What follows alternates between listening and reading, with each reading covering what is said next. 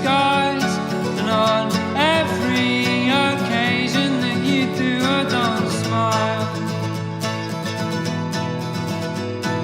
Every time you dance for joy. Welcome to Sensible Secondhand Classics, the series where we look at practical and sensible cars which you can buy for a budget of between £1,000 and £5,000. This is the 2002 BMW 525i, the E39 generation SE automatic. But is it any good? Should you care? Let's find out, shall we?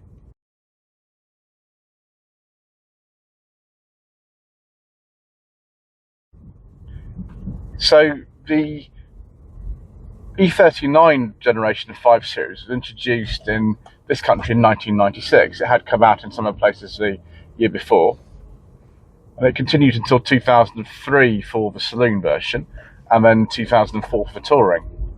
It was a very, very well received car at the time. That sort of built on the legacy of the impressive cars like the E28 and the E34 5 Series. And it remained very class competitive until the introduction of the E60 5 Series in late 2003. These days, this actually does make quite a good sort of modern classic car, I think. It feels very, very up to the minute for something that was introduced in the mid-1990s, actually. This engine is a 2.5 straight 6 with 192 horsepower. And with this automatic gearbox, it does 0 to 60 in about 8.6 seconds. It's owned by Simon from Not Series Cars channel, who's very, very happy with this. So happy, in fact, that he uses this on a daily basis, which I don't blame him for at all. That's what they were meant to do. The ride and handling of this car is actually really, really impressive. It always was at the time, and it's impressive now. Brakes feel strong, steering feels very communicative. There are some options on this car that I'll go into later. Actually, on this terribly surface road here in Sussex, this car feels absolutely great. It feels like we go a lot faster through these corners than this 40-mile-an-hour speed limit. I've always wanted to try one of these, and when Simon got it, I asked him if I could ever go in it, and he very kindly said that I could. And I'm absolutely delighted to be have the chance to try one out.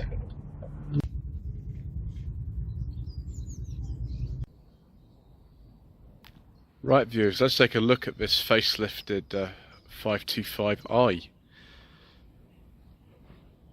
can see it's got what's called the Angel Eye headlamps, which were introduced in 2000. This car's done about 130,000 miles or so. Actually, it looks pretty good for that. I like this colour as well. It's very pleasant. Most of them were perhaps silver or black or something. This is this kind of sort of teal colour, which is rather nice. Simon bought this car, I think, at a used van dealership in Birmingham, which is remarkable, really. Looks fantastic, actually. Parking sensors, which I appreciate because I'm not good at parking. Open up the boot. Now, compared with the E12 5 Series I've just driven, it's a much more usable boot because the sill is a lot lower. We have a BMW 6 CD changer in here, if I can open this without breaking it. There we go. There we go. 6-disc CD changer. Put that back. There we go. Then a place to put all your tools and spare bulbs and all sorts of things. Someone's got a booster seat in here for his son. And there we go. There's the full-size alloy spare. Everything's in really, really nice condition in this car. It's beautiful. Boot lid's weighted just so.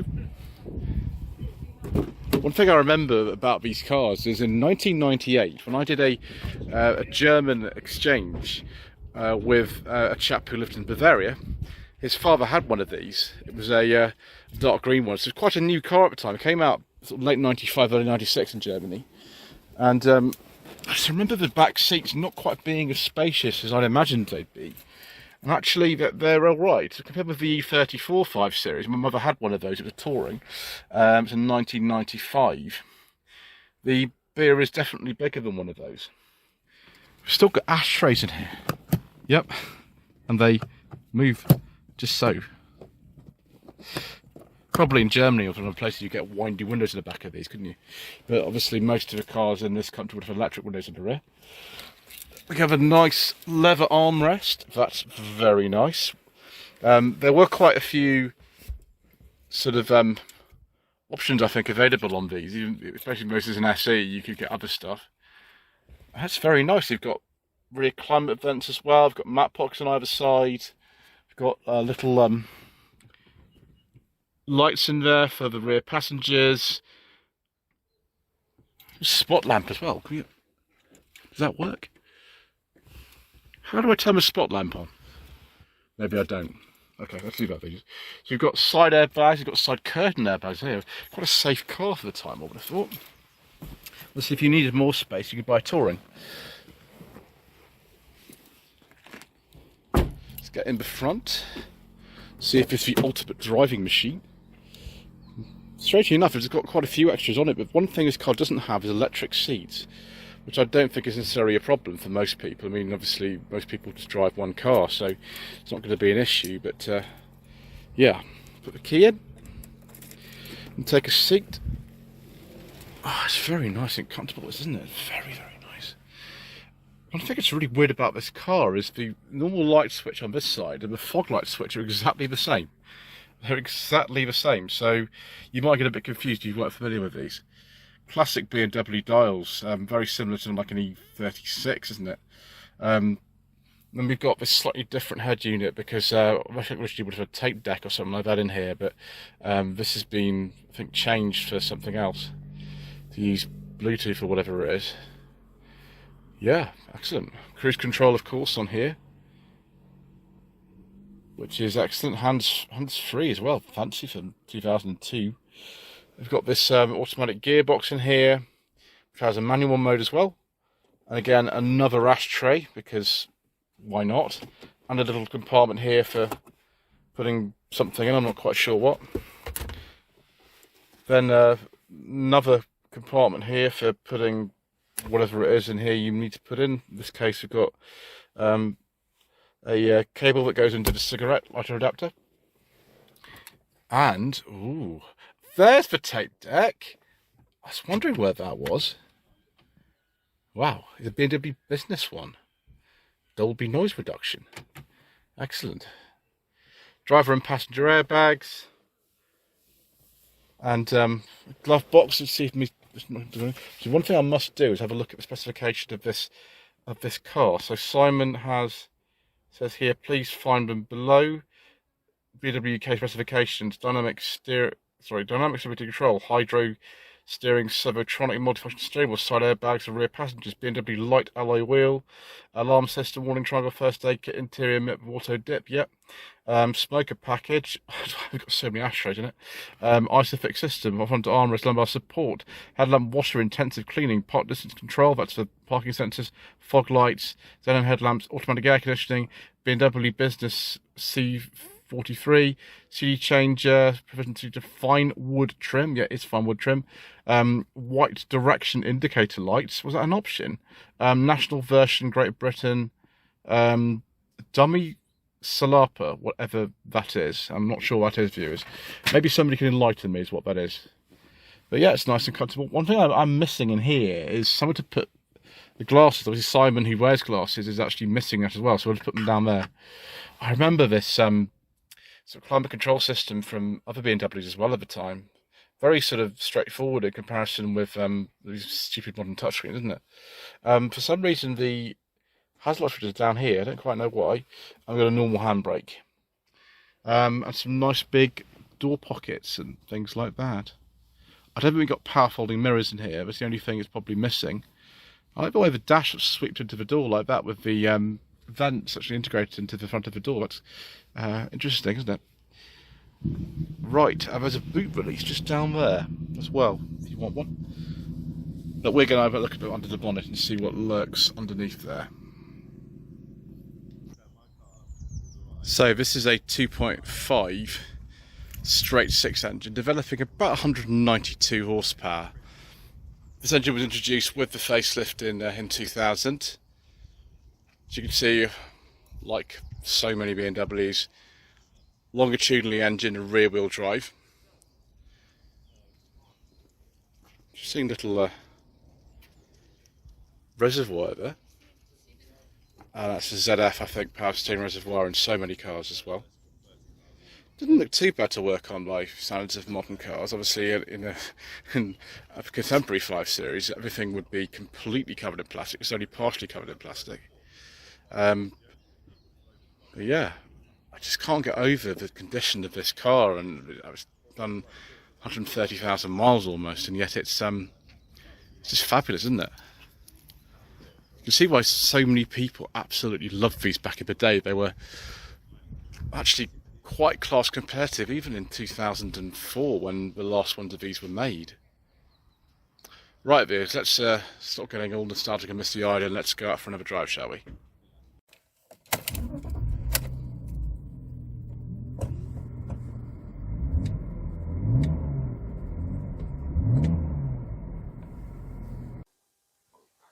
Let's now look at some BMW E39 engines and trim levels. So the trim levels were ES, BS, SE, SE like this one, and then just like a standard, say like a 520 Sport, and then some weird special editions. The protection model, I think, was available on the V8 only for, I don't know, dignitaries and things. The Aegean Blue Edition, the Avis Blue Edition, the Champagne Edition, that sounds like my kind of car, the Midnight Blue Edition, the Sport Aegean Blue Edition, and the Sport Avis Blue Edition. Engines for our market, started off with the 520, which had 150 horsepower initially, a 2-litre engine, and then it was replaced with a facelift in 2000 with 2.2 engine, 170 horsepower. Then was a 523 at a 2.5-litre engine, 170 horsepower until 2000, when that was presumably replaced by the 520. Then was a 525, which is this one, which came in 2000, with 192 horsepower. Before that, there was a 528i with a 2.8 engine, 193 horsepower. Then a 530i, which came in as well in 2000, which had 231 horsepower, a 3-litre engine. Then a 535i with a 3.5 engine, 245 horsepower. I think the later ones did a bit more than that. And then the 4.4 V8 540i. The V8 models, I think, in the M5 had a different steering system in them than the standard ones, which is really weird. They had a recirculating ball system on them, whereas these ones have a rack and pinion system. And the crazy M5 had a 4.9-litre V8 and 400 horsepower.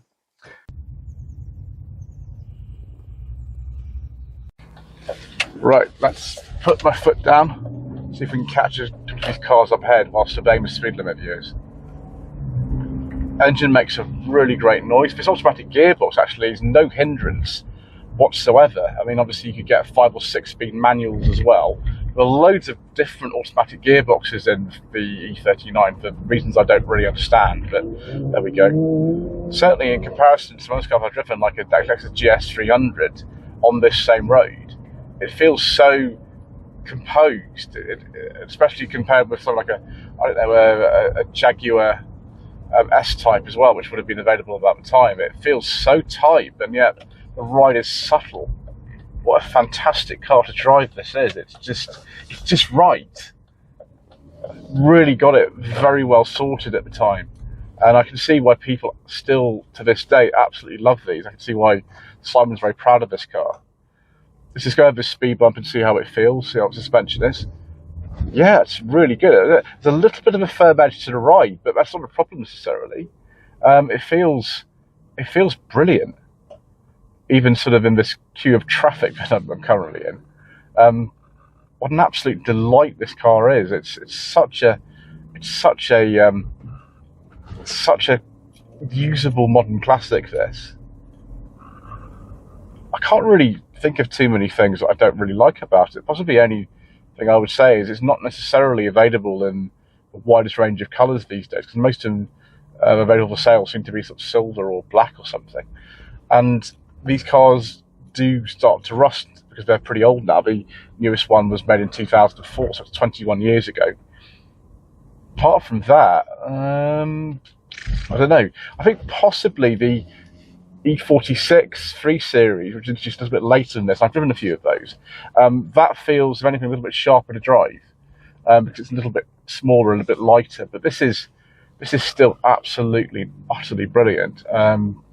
Simon uses this for very long journeys, commuting maybe like 120 miles or something in a day, and this is exactly what this car was designed to do, and it's really good at it. I'm very impressed with the car. I don't know why I thought I wouldn't be, but particularly this amazing example he has is an absolute delight and a pleasure.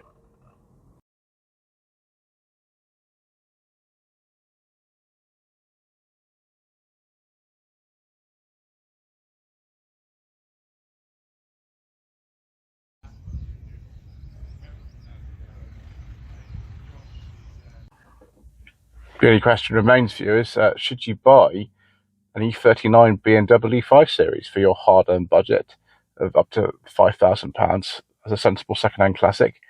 I don't really see why not. You've got to find a decent one. Sometimes it can be difficult to find these. A bit like the old Volvo V70 P2s of the time. They either really, really sort of scruffy or they're pretty good. And I would say spend a bit more money and get one that's pretty good. That would be my advice for anybody looking at one of these. But yeah, thank you ever so much indeed once again for watching. Please don't forget to subscribe to the channel, like this video, and comment below. And we shall see you again soon for some more reasonably priced nostalgic motoring.